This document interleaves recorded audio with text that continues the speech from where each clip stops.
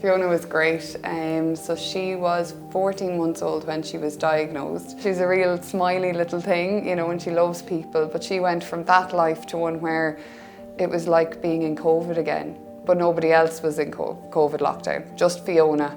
I remember in the days beforehand, I actually literally didn't allow myself to think the word cancer. Like I actually wouldn't even say it out loud in my head, if you know what I mean. Like that's completely ridiculous. She's 14 months old. Of course she doesn't, whatever's wrong with her is probably nothing, we'll find out soon, but clearly it isn't cancer. She's a 14-month-old baby. I noticed what looked like a tiny little cyst or like a tiny little grape, little lump. That was what, the Monday. The next morning I brought Fiona to the GP, and then by the Friday we were watching Fiona get the first chemotherapy. I didn't know how to be a cancer parent. I'd had no idea. You don't get trained on how to do that. Nobody teaches you how to take that news, you know? It was crushing, really. Yeah. It was Sarah who told me actually that Fiona had cancer. So the plan was for 6 months of intensive chemo and then 6 months of maintenance chemo. Her beautiful blonde hair all fell out, and that was hard because you would take her out of the car seat and there'd be just a clump of hair left on the headrest. I found that really tough. You just really want her just to be well, but you can see in front of you that she's not, you know, but you're kind of willing her to be well, you know. You had come across Barretstown when you were in transition year or so. Yeah, but it was the outreach team that had kind of jogged my memory a little bit. You know, you see them going around with the trolleys and stuff, and you hear them playing with the older kids and all that kind of thing. The thoughts of bringing Fiona anywhere was just too much, really.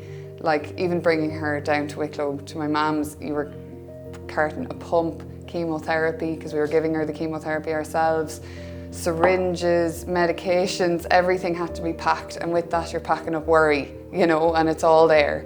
So the med shed at Barretstown gives peace of mind, I think. It's like they were just taking the worry, because the fact that the med shed was there, if anything happened, it wasn't all on us. They gave us the courage nearly to be a normal family again, because it's hard to do that when you have chemotherapy in the car.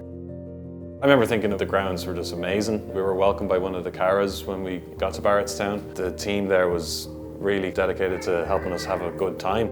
It made a huge difference, and the kids just loved it, the novelty of going somewhere, you know.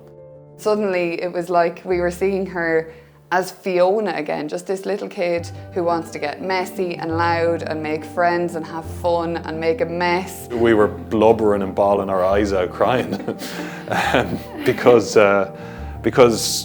she was just getting a chance to be a normal kid again, really.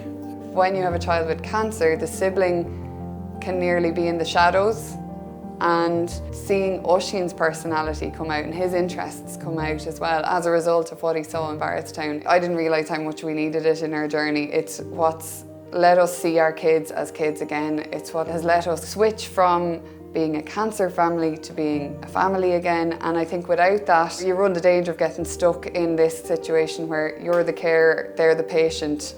It lets you see them as a kid again. So I would say give generously, tell everyone to give time, give money, give what you can, kind of thing. Did you do your makeup in Barretstown? Yeah.